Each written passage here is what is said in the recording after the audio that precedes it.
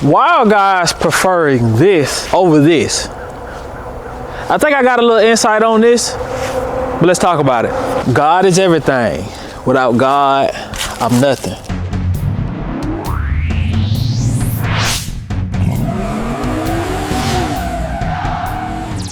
Y'all know I've been rocking the PullsTv, the Fox Body hoodie. Y'all know it, y'all done seen it. And today I got on the Fox Body beanie.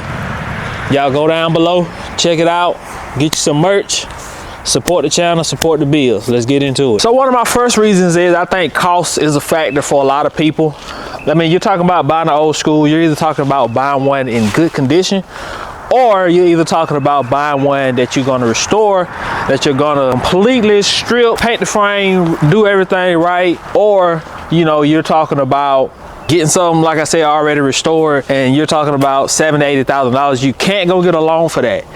You cannot get a loan. Well, I mean, you can if you just take out a general loan, but you can't go to the bank, or I don't know. As far as I know, you can't go to the bank and get a car loan for an old school car. I mean, maybe I'm wrong. I don't know. Maybe somebody does it, but I don't know of anybody that does it right off the top. But I'm pretty sure somebody does it. But anyway, you can go to, if the car is new enough, you can go to the lot. You go get finance for a new car. You can go to your local bank and get a loan for the car if it's new enough. So the biggest thing I feel like is the new cars isn't so much of out of pocket versus the old cars. The old school cars, you basically financing that thing yourself. And you're talking about $40,000 to $50,000 that you have to pay out, and then you're talking about a lot of people may not even make $40,000 to $50,000 a year, and you're talking about spending that in old school. That's why I think the new school cars are pulling ahead. That's why I think it's one of the reasons why the new school cars are pulling ahead. Taking a perspective of reliability, I feel like that's also a factor that a lot of guys say, hey man, I'm gonna just go get this Charger, Challenger, Hellcat, whatever. They go grab one of those because you basically got something that's going to be fast. You got something that's going to be reliable. You don't have to worry about carburetors and this, that, and the third. But on the flip side of that, if that newer car tears up, you're talking about thousands of dollars versus if that tears up, you know, you can go find a 350 or LS at the junkyard for little to no money. So, I mean, it's kind of a two-headed sword on that. You know, and like I said, with a new car, it's a if it tears up. Kind of, you get something old with a bunch of miles on it, it's a win. You know, it's a win. When is it gonna tear up? So I mean, that's a two-headed sword. That's a two-headed sword. But if I'm getting in something to go long distances, hands down, I'm jumping in this. And I think that's another reason why, because a lot of guys, you know, they can't diagnose those the old cars. They don't know how to mess with those carburetors and a lot of stuff like that. I think another thing is, man, the judgment that you can get by getting the wrong old school. You can go grab the wrong old school and you will be the laughing stock. Like, you can literally go get something and they say, oh man, that's not cool. That's not the cool car.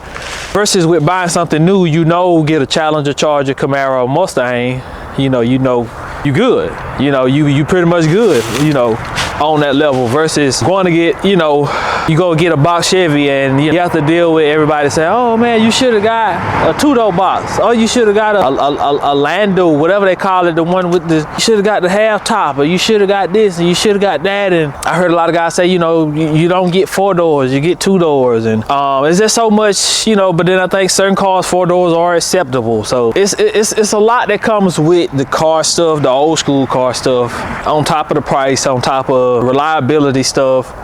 It's a lot that comes with it. So before I get to my final thing that I want to say this. Even though you may not be a fan of a certain car, or you may not be a certain fan of guys with big rims, or you may not be a fan of guys with the Chargers and Challengers or whatever, and you decide to say, okay, well, I don't want nothing to do with them guys. But what we're doing is we're separating the car community. Different people are going different ways, and then this, that, and the third. But if we was to come together, all of the younger guys would take to the older guys, but I feel like that will be enough of them to influence decisions. I feel like we will be able to begin to influence decisions and stop some of this dumb stuff that we might say the younger generation does. So I really do think that if we would instead try to speak to them on their level or talk to them on their level, I think we could cut out some of the stuff into the intersections and doing burnouts and shutting stuff down. I think we could shut out some of that. That's new community stuff, because there aren't enough older heads or old guys saying, hey guys, this is not car community. This is not what we do. And it's okay for things to change, but when things change in that way, you know, you have to say, hey, this is dangerous, this is dumb. You're making the whole car community look bad. They're already trying to get rid of all the gas powered cars and high performance cars, and they're already trying to get rid of them. Y'all just, you know, kind of helping pushing them in that direction, and that's what we have to share with the younger generation. Now, I brought y'all in for this one. This one is a very, very personal approach right here. This is for my older school guys, the guys that always comment on my Facebook post saying, I've been working on cars for 30, 40 years, and you're a dumbass, and you're this, and you're that, and, you know, doing stuff like calling me boy, just coming on the post just to be racist. I mean, that also segregates the car community, because, you know, even though I'm cool, you know, I'm okay with either color. I'm cool with black, white. It don't matter what color you are. I'm cool either way. But honestly, it does make me a bit hesitant to, you know, socialize when I go to a car show. You know, when I really want to like be careful with my words when I say this, but when I come to something or come to a car show and it's only white guys there, I'm a bit more hesitant to socialize, because I see those racist and hateful comments. It makes me a bit hesitant. And it makes me just kind of walk around, look around, and just leave. It makes me hesitant to socialize, because I'm not sure if I'm exactly welcome. But this is what I want to say. I want to start to begin to cut out some of this separation. You know, let's begin to bring it in. The guys with the big rims and the guys with the, you know, Krager wheels and rallies, and let's all come in together. Let the younger guys with the Chargers and Challengers, you know, let's all come in. And, you know, if the older guys don't take control, it's gonna stay this way, and the car community is gonna eventually die.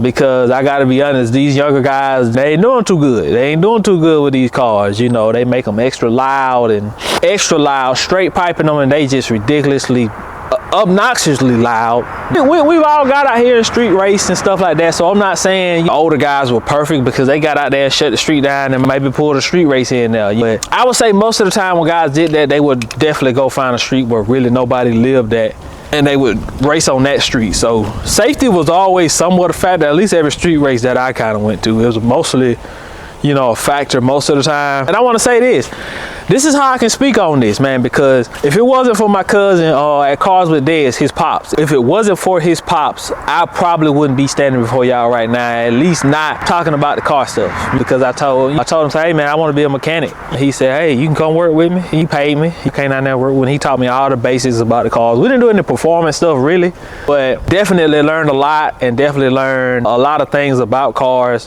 which they did let me know, hey, I don't want to be no mechanic.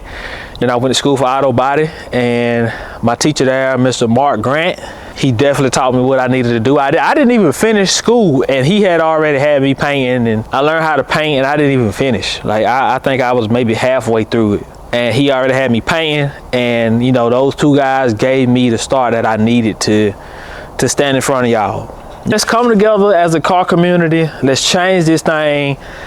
You know, stop going with these guys, stop going with these older guys when they say like ridiculously rude things to guys on Facebook. Oh, these guys are stupid, or that doesn't look good. You have to understand, people have different tastes, people have different opinions. Allow people to do that, and like I said, man, the community will begin to come back together.